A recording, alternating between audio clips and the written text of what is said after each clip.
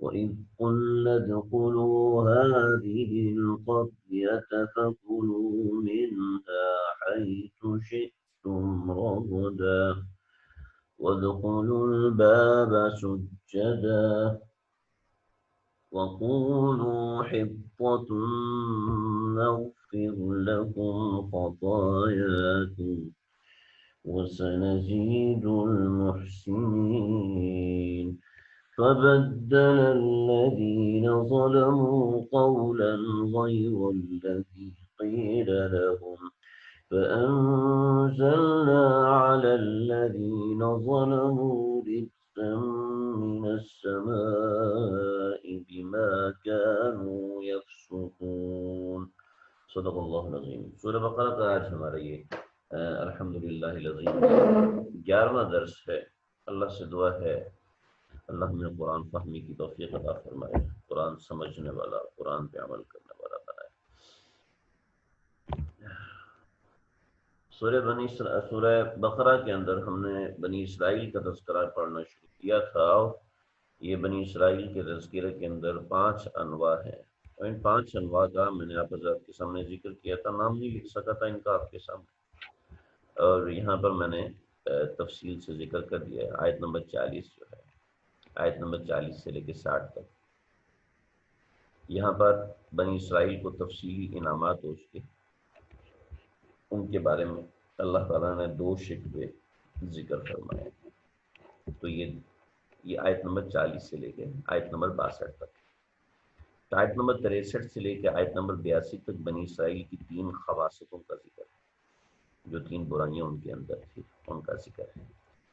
پھر تیسرے نمبر پر بنی اسرائیل نے جو عہد شکنیاں کی ہیں، ان عہد شکنیوں کا ذکر ہے کہ ان کے اوپر پہاڑ کھڑا کر دیا، پھر بھی انہوں نے وعدہ کیا، وعدہ کرنے کے بعد مکر گئے، اس کا ایسی باتوں کا ذکر ہے۔ اور اس کے بعد چوتھے نمبر پر جو انہوں نے انبیاء علیہ السلام سے بدسلوکیاں کی ہیں، ان کا ذکر آیت نمبر 87 سے لے کے 88 تک ہے۔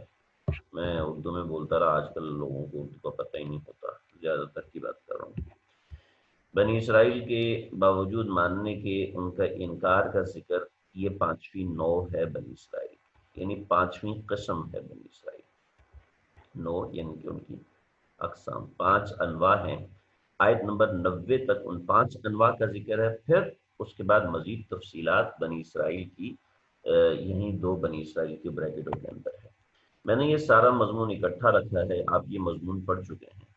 5واں چوتھا مضمون مکمل ہوا تھا، اس کے بعد 5واں مضمون شروع ہوا، اور 5ویں مضمون کا پہلا حصہ مکمل ہوا۔ اس کے اندر اللہ رب العزت نے 8 اوامر، 8 حکم اور 4 نواہی کا ذکر کیا تھا، جو میں تفصیل سے آپ حضرات کے سامنے ذکر کر چکا ہوں۔ 8 حکم اور 4 نواہی، اس طریقے سے ہم نے دیکھا تھا۔ یہ آپ کے پاس اسکرین شاٹ بھی ہوگا، آپ کی بیاض وغیرہ میں بھی لکھا ہوگا۔ اس کے بعد اگلا نمبر ان احکام کی تفصیل کا تھا، یعنی یہ پہلا حکم ہی ہے، یعنی پہلی قسم کی ہے کہ اللہ نے ان کے اوپر کون کون سی نعمتیں نازل فرمائی تھی۔ تو پچھلے رکوع میں اس کی کچھ اجمالی ذکر تھا، شارٹلی اللہ رب العزت نے بیان فرمایا تھا۔ اس رکوع کے اندر اللہ تعالیٰ نے اس کو تفصیل کے ساتھ ذکر فرمایا ہے، اور میں نے یہ پچھلے درس میں آپ حضرات کے سامنے واضح کر دیا تھا، انعام نمبر 1 سے لے کے انعام نمبر 7 تک۔ آج کے درس میں انشاءاللہ ہم آگے بڑھیں گے کہ بنی اسرائیل پر جو بقیہ اللہ تعالیٰ نے انعام نازل فرمائے وہ، اور اس کے ساتھ ان کی 2 نقمتیں، یعنی 2 بے وفائیاں جو بنی اسرائیل نے کی ہیں، ان کا بھی انشاءاللہ آج ذکر ہوگا۔ اللہ سے دعا ہے اللہ تعالیٰ ہم کو قرآن فہمی عطا فرمائے، قرآن کی سمجھ عطا فرمائے۔ میں نے آج یہاں سے تلاوت کیا ہے، وَإِذْ قُلْنَا ادْخُلُوا هَٰذِهِ الْقَرْيَةَ فَكُلُوا مِنْهَا حَيْثُ شِئْتُمْ رَغَدًا وَادْخُلُوا الْبَابَ سُجَّدًا وَقُولُوا حِطَّةٌ نَغْفِرْ لَكُمْ۔ پہلے اس کا ترجمہ سمجھ لیجیے۔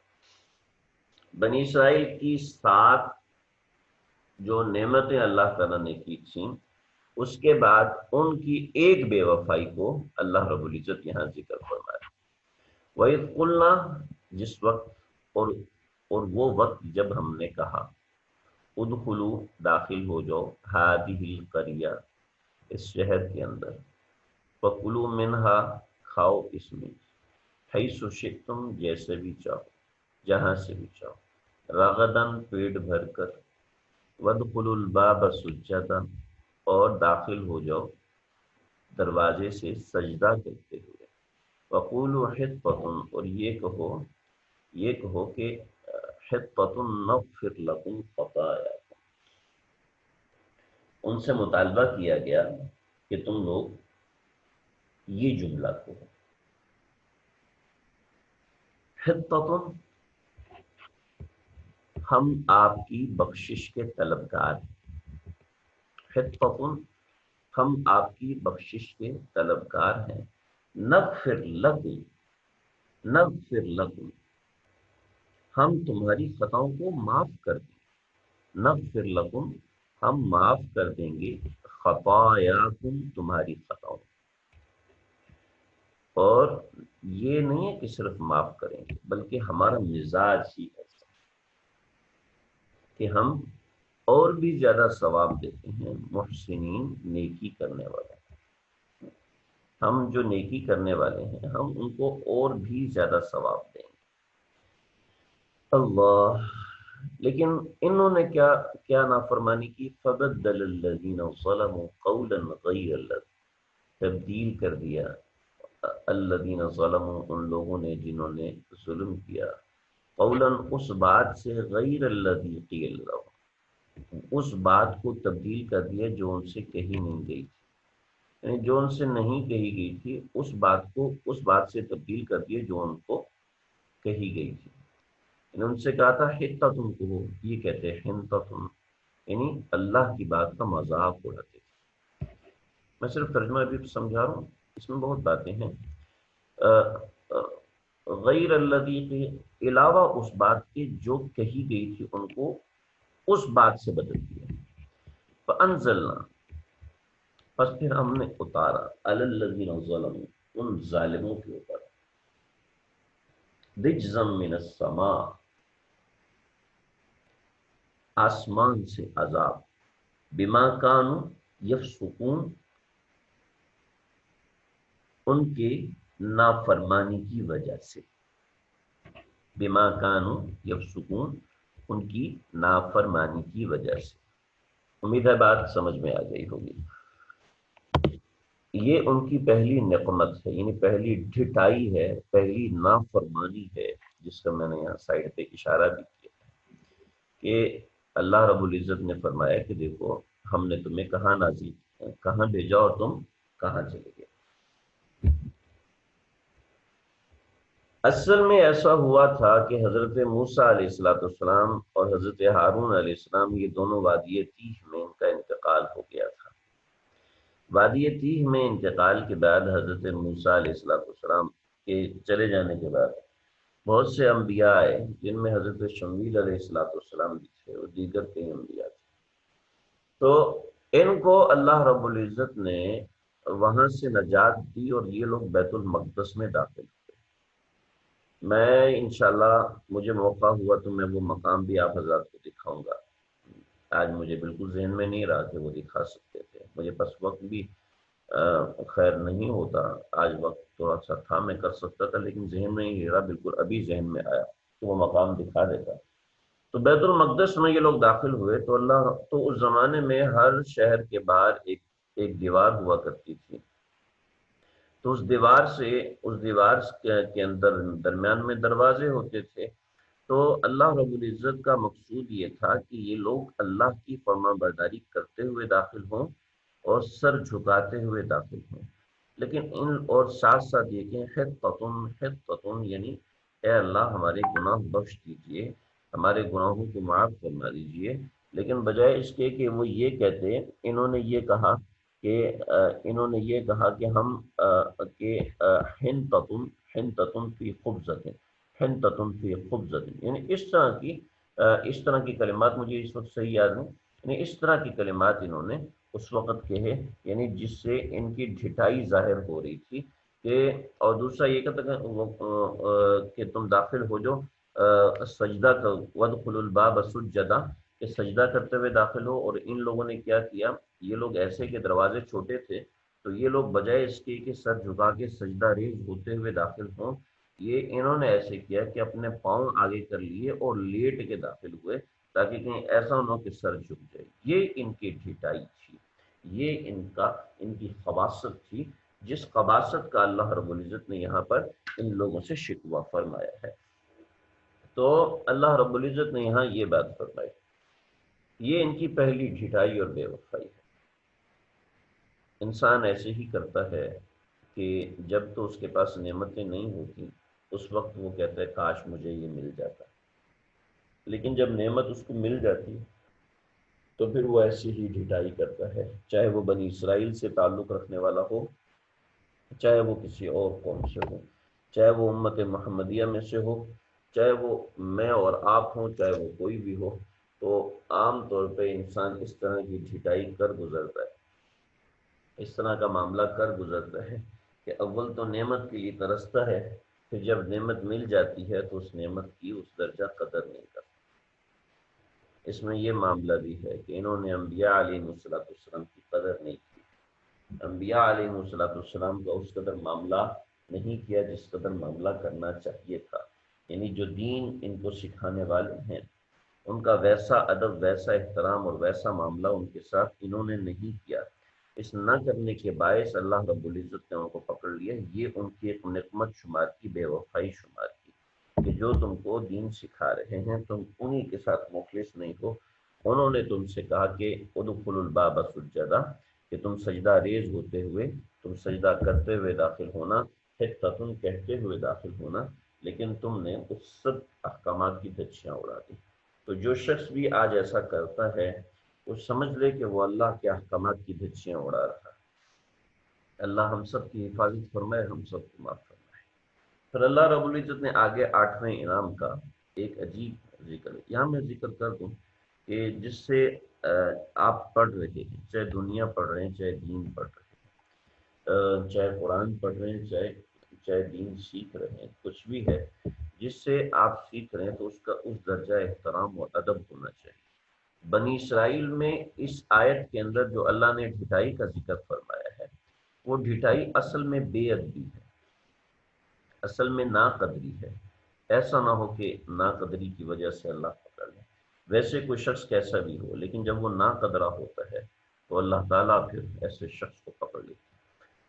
البتہ ہر شخص کو سمجھنا چاہیے کہ کس طریقے سے وہ اپنے قلب سے قدردانی کا معاملہ کر رہا ہے یا نہیں کر رہا۔ آگے بڑھیں جی۔ اگلا جو ہے 8واں انعام، پہلے 7 انعام کا ذکر ہو چکا، اب یہاں سے 8واں انتظام کہ وَإِذِ اسْتَسْقَىٰ مُوسَىٰ لِقَوْمِهِ، جب استسقا کہتے ہیں، نماز استسقا بھی آپ نے سنی ہو۔ وَإِذِ اسْتَسْقَىٰ، جب مانگا پانی موسیٰ علیہ السلام نے لِقَوْمِهِ، اپنی قوم کے لیے۔ وَإِذِ اسْتَسْقَىٰ، جب مانگا پانی حضرت موسیٰ علیہ السلام نے اپنی قوم کے لیے، تو ہم نے کیا کہا، فقلنا، تو ہم نے کہا، اضرب، مارو، بعصاک، اپنے اس عصا کے ذریعے سے، الحجر، پتھر کو۔ اضرب بعصاک الحجر، فقلنا اضرب بعصاک الحجر، ہم نے کہا کہ پتھر کو مارو اپنی لاٹھی کے ذریعے سے۔ فانفجرت، تو اس میں سے پھوٹ پڑے، منہ، اس پتھر میں سے، اثنتا عشر، اس نتا میں الگ پڑھ رہا ہوں اس لیے اعراب ظاہر کر رہا ہوں، اب جب ملا کے پڑھیں گے فانفجرت منہ اثنتا عشرۃ عینا، ایسے پڑھیں گے۔ تو فانفجرت منہ اثنتا عشرۃ عینا، تو اس میں سے پھوٹ پڑے، عشرۃ عینا، 10 چشمے، اس میں سے 10 چشمے پھوٹ پڑے۔ قد عالمہ، اور وہ ایسے پھوٹے کہ قد عالمہ، کہ پتہ چل گیا، کل اناس، ہر بندے کو، مشربہم، اپنے پینے کی جگہ۔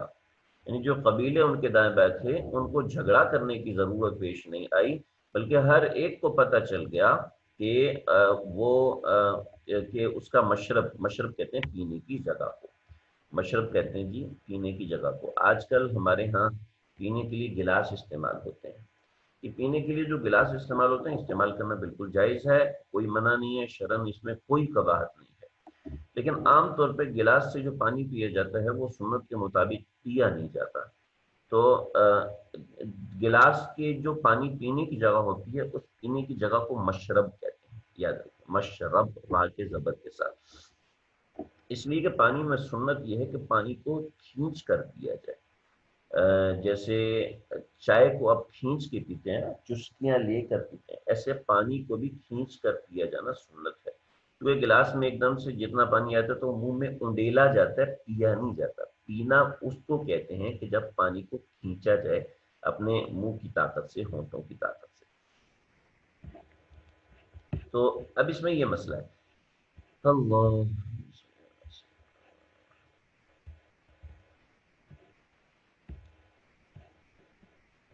تو قد علم کل اناس مشربہم، ہر بندے کو پتہ تھا اس کا مشرب کیا ہے، پانی پینے کی جگہ کیا ہے. تو وہ پتھر تھا تقریباً اس طرح، جیسے عام چٹان ہوتی ہے اس لحاظ سے پتھر بالکل اس طرح تھا. 2-3 پتھر علماء نے ذکر کیے ہیں اور اس میں مشرب جو بنا ہوا تھا، ایک یہ مشرب ہے، ایک یہ مشرب ہے، ایک یہ مشرب ہے، ایک یہ مشرب ہے، ایک یہ مشرب ہے. اس طریقے سے مشرب جگہ بنی ہوئی تھی. تو قرآن مجید میں یہاں پہ فن فجرت کا مطلب انفجار کا مطلب ہے پانی کا بہنا. ٹھیک ہے، فن فجرت کا مطلب انفجار کا مطلب ہے پانی کا پھوٹنا.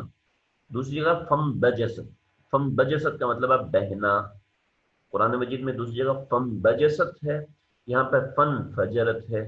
فن فجرت کا مطلب یہ ہے کہ پانی یوں آ رہا ہے، جیسے فوارے سے پانی اوپر کی طرف آتا ہے تو یوں پانی یوں آ رہا ہے یا یوں آ رہا ہے. ٹھیک ہے، یعنی اوپر کی طرف سے پانی پھوٹ رہا ہے، فن فجرت. اور بعض جگہ پانی صرف بہ رہا تھا، یعنی نیچے گر رہا تھا اور پاس میں ایک تالاب ہے اس میں جمع ہو رہا تھا. جیسا کہ آج روایتوں میں جو علماء ذکر فرماتے ہیں، علماء سیر جو ذکر فرماتے ہیں، تو وہاں جو پانی ہے وہ آج بھی اس پتھر سے پانی نکل رہا ہے. لیکن بہرحال اس کی حقیقت کیا اس میں پڑھنے کی ضرورت ہے. قد علم کل اناس مشربہم، ہر بندے کو، ہر شخص کو پتہ تھا اس کے پینے کی جگہ کہاں ہے. جیسے ہمیں خواب میں پتہ چل جاتا ہے کہ یہ میں نے آدمی دیکھا ہے تو یہ وہی آدمی ہے جو فلاں فلاں مقام پر فلاں جگہ پر ملا تھا وغیرہ وغیرہ. تو اس طریقے سے معاملہ ہے. تو ایسے خواب میں اس کا نام نہیں ہوتا لیکن ہم عام طور پہ انسان کو پتہ چل جاتے. تو ایسے ہی ان لوگوں کو پتہ چل گئی. کلو وشربو، کھاؤ، وشربو اور پیو، من رزق اللہ، اللہ کے رزق سے، ولا تعصوا اور زمین میں مت پھرو، فی الارض زمین میں، ولا تعصوا مت پھرو، فی الارض زمین کے اندر، مفسدین فساد مچاتے ہوئے. زمین میں فساد مچاتے ہوئے نہ پھرو، یعنی اللہ سے فساد مچانے کا مطلب یہ ہے کہ اللہ کی نافرمانی کرنا. چنانچہ جو شخص اللہ کا نافرمان ہے وہ فساد کر رہا ہے. بہت تفصیل ہے کیسے فساد کر رہا ہے، کس طریقے سے فساد ہو رہا ہے. ہمیں تو وہ بڑا امن امان والا لگتا ہے، کیسے وہ مفسد ہے، کیسے فسادی ہے. ہماری عقل وہاں تک رسائی نہیں رکھتی جہاں تک اللہ تعالیٰ کی عقل رسائی رکھتی ہے. فی الحال اس کو اتنا ہی سمجھ لیں، اور انشاءاللہ موقع ہوا تو میں انشاءاللہ مزید بھی سمجھاؤں گا فساد کی تعریف کیا ہے، فساد ہوتا کیا ہے. انشاءاللہ اس کا بھی ذکر کروں گا. وہ ابھی ترجمے پہ دھیان ہے اور معنی پہ دھیان ہے. وَإِذْ قُلْتُمْ يَا مُوسَىٰ، جب تم نے، اور پھر ان کی دوسری بے وفائی دیکھیں کہ اللہ کی طرف سے من اور سلوہ نازل ہو رہا ہے، اللہ کی طرف سے پانی مل رہا ہے، اللہ کی طرف سے آسمانوں سے سایہ مل رہا ہے، اللہ کی طرف سے ایسے ایسے معاملات مل رہے ہیں، سب کچھ مل رہا ہے. لیکن کیا کرتے ہیں، وَإِذْ قُلْتُمْ يَا مُوسَىٰ، اور جس وقت دیکھو تمہاری بے وفائی کتنی ہے، اس وقت کو یاد کرو جب کہا تم نے اے موسیٰ، لن نصبر علی طعام واحد، ہم ایک کھانے پر صبر نہیں کریں گے، ہم ہرگز ایک کھانے پہ صبر نہیں کریں گے، ہم ہرگز ایک کھانے پر نہیں رکیں گے.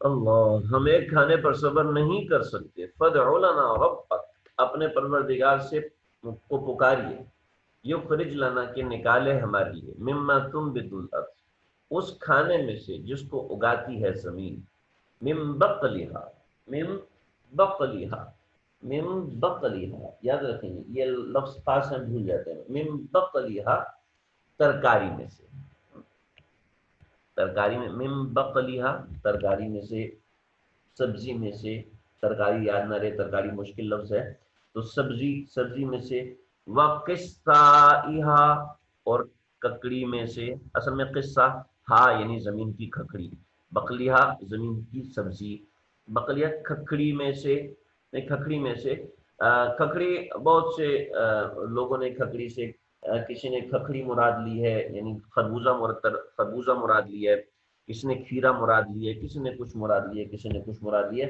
ان بقلیہ سبزیاں، وقصائہا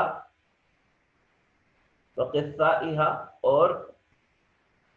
اور کھکڑیاں، وفومہا اور گندم، وفومہا اور گندم، وعدسیہا وعدسیہا اور دالیں جو زمین سے نکلی، وبصلہا اور پیاز، ممن تنبت الارض جو زمین سے اگتی ہے، من بقلیہا سبزی، وقصائہا کھکڑی، وفومہا فومہا اور گندم، وعدسیہا اور دالیں، وبصلہا اور پیاز۔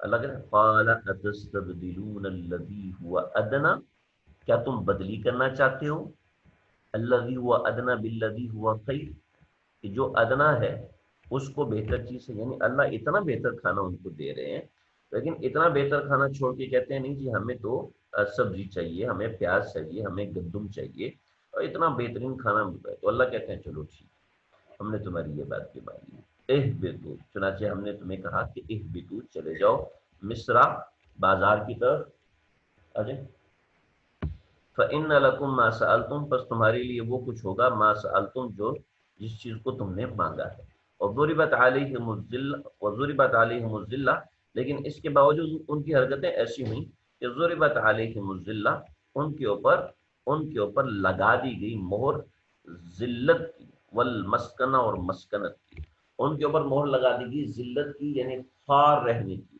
ان کی ہمیشہ ذلت رہے گی، ان کے اوپر ہمیشہ خواری رہے گی، بے کسی رہے گی، یعنی اللہ نے ان کے اوپر ٹھپا لگا دیا۔ آج بھی کبھی کوئی یہ نہیں کہتا وہ یہودی بہت اچھا آدمی ہے، وہ تو واہ جی واہ اس نے تو کمال کر دیا، کوئی یہ نہیں کہتا یہودی بہت ہی اچھا آدمی، کہتے ہے خبیث، کبھی کبھی اچھا کام کر جاتا ہے۔ تو ضربت علیہم الذلۃ والمسکنہ، ان کے اوپر اللہ نے مسکینی کا ٹھپا لگا دیا اور ذلت کا ٹھپا لگا دیا، وباءوا بغضب من اللہ، وباءوا اور انہوں نے بلایا اس کے ذریعے سے، انہوں نے دعوت دی اس کے ذریعے سے، یعنی مول لے بیٹھے، وباء اور وہ واپس ہوئے بغضب من اللہ، اللہ کے غضب کو لیے ہوئے، وہ اللہ کے غضب کو لیے ہوئے واپس ہوئے، ذالک بانہم کانوا یکفرون بآیات اللہ، یہ اس لیے ہے کہ بانہم کانوا یکفرون بآیات اللہ، کہ اللہ تعالیٰ کی آیات کو جھٹلاتے تھے، ویقتلون النبیین بغیر حق، اور یہ انہوں نے اتنے سارے انعامات کے باوجود کیا کیا، یقتلون النبیین بغیر الحق، کہ وہ انہوں نے انبیاء کو قتل کیا بغیر حق، بغیر الحق، بغیر حق کے قتل کیا یعنی ظلمن قتل کیا۔ انبیاء کو قتل کرنا تو ویسے ہی بغیر حق ہے، یعنی حق کے خلاف ہے، مطلب اس کا یہ ہے، بغیر حق کا مطلب یہ ہے کہ ان کے نزدیک بھی ان کو قتل کرنا غلط تھا، وہ بھی ان کو قتل کرنا ناحق سمجھتے تھے، ورنہ انبیاء کو قتل کرنا تو اس کے بغیر حق لگانے کی ضرورت نہیں، اور یہ سب ان کے ساتھ اس لیے نہیں کیا کہ ہمارا ان سے کوئی بغض اور بیر تھا کہ ظلم اور ذلت ہم نے اوپر لگا دی، ہم ان سے غصے ہوئے، ان کو لوٹایا غصے کے ساتھ، نہیں، بلکہ ذالک بما عصوا، یہ سب اس لیے کہ انہوں نے نافرمانی کی، وکانوا یعتدون، اور وہ حد سے گزرنے والے تھے۔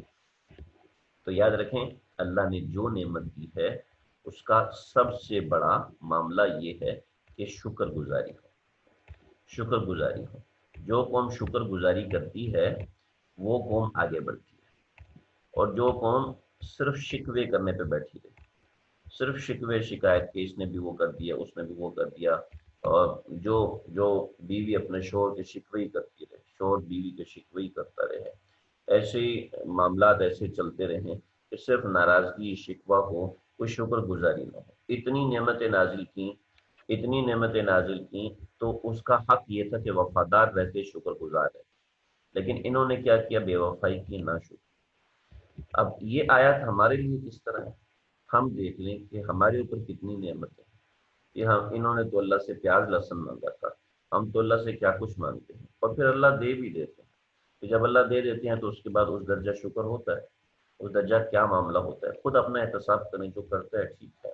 آگے ان چیزوں کا تتمہ ہے۔ اصل میں بنی اسرائیل، اس کے اوپر ایک پوری بحث ہے اس آیت کے اوپر، لیکن میں دیکھوں گا کہ کس شخص کو اس کے بارے میں کچھ سوال ہوتا ہے تو انشاءاللہ وہ میں بتاؤں گا۔ ان الذين امنوا والذين هادوا والنصارى والصابين من امن بالله واليوم الاخر وعمل صالحا فلهم اجرهم عند ربهم فلا خوف عليهم ولا هم يحزنون۔ یہاں پر دیکھیں بات یہ ہے کہ بنی اسرائیل یہ سمجھتے تھے کہ جو دین ہے نا وہ صرف ان کا ہے۔ اگر یہ بات ذہن میں نہیں ہوگی تو اس آیت میں اشکال پیدا ہو جائے گا۔ بنی اسرائیل یہ سمجھتے تھے کہ دین صرف ان کا ہے، کوئی دوسرا اگر دین قبول بھی کرنا چاہے تب بھی وہ گیا کام سے، جنت صرف ان کے لیے، اس کے علاوہ کسی کے لیے نہیں۔ آگے اس کا ذکر بھی آئے گا۔ تو اللہ فرماتے ہیں نہیں، بنی اسرائیل کی غلط فہمی، ان الذین آمنوا، جو لوگ بھی ایمان لے کر آئے۔ اس کا ترجمہ حضرت شیخ الاسلام مفتی تقی عثمانی صاحب نے بڑا خوبصورت فرمایا ہے، ان الذین آمنوا والذین کفروا۔ فرمایا حق تو یہ بات ہے کہ جو لوگ بھی ہیں، خواہ جو لوگ بھی ہیں، خواہ وہ آمنو ایمان والے مومن ہیں، والذین ہادو یا وہ لوگ ہیں جو یہودی ہیں، والنصارى جو نصرانی ہیں، والصابین اور جو ستارہ پرست ہیں، ان میں سے جو بھی لوگ ہیں، من آمن باللہ والیوم الاخر، جو اللہ پر اور آخرت کے دن پر ایمان لے کے آئے، وعمل صالحا اور نیک صالح اعمال کرے، نیک صالح اعمال وہی ہوں گے جو محمد صلی اللہ علیہ وسلم کو مان کر چلیں گے، تو فلہم اجرہم عند ربہم، تو ان کا اجر ان کے پروردگار کے پاس ہے، ولا خوف علیہم، تو جو ان کے لیے چنا چاہیے معاملہ ہے کہ ان کے اوپر کوئی خوف نہیں ہوگا، ولا هم يحزنون، اور ان کو کوئی حزن اور ملال بھی نہیں ہوگا۔ تو یہاں تک بات ہماری مکمل ہوگی۔ یہ ایک مضمون مکمل ہو گیا ہے بنی اسرائیل کے متعلق۔ میں اس کی پی ڈی ایف بھی آپ حضرات کو بھیج دوں گا انشاءاللہ گروپ کے اندر، اور انشاءاللہ یہ چیز بھی جو امید ہے سمجھ میں آ جائے گی۔ اللہ تعالیٰ مجھے آپ ہم سب کو سمجھنے کی توفیق عطا فرمائے۔ جو آپ حضرات نے قرآن مجید کی بیاض مجھے بھیجی ہے، تو جو لوگ تو بیاض پہ کام کر رہے ہیں وہ بالکل ٹھیک کر رہے ہیں، جن کے پاس بیاض نہیں ہے وہ کسی سے منگوا لیں، یا دوسرے ملک میں رہتے ہیں تو ایسا کر لیں کہ اس کی پی ڈی ایف منگوا لیں اور پی ڈی ایف سے پرنٹ آؤٹ نکال لیں۔ ایک سپارے کے 10-15 صفحے یا 20-25 صفحات بنیں گے، اور اس کے اوپر لکھنا شروع کریں، جو کم پڑے تو اس کے ساتھ پیج اٹیچ کر لیں، اس کے ساتھ کاپی اٹیچ کر لیں، اور اس کے اندر پوائنٹ بنا کے لکھ لیا کریں۔ تاکہ بیاض اس لیے کہہ رہا ہوں کہ آپ کے پاس جب قرآن مجید ہوگا تو پھر اس قرآن مجید سے آپ کو صحیح سے سمجھ میں آ جائے گا۔ کل کو آپ جب تلاوت کریں گے تو بیاض میں سے کھول کے بڑے آرام سے آپ دیکھ سکتے ہیں کہ یہ سبق کون سا تھا، اس میں کیا کیا بات تھی۔ وصلی اللہ تعالی علی سیدنا محمد وآلہ وصحبہ اجمعین۔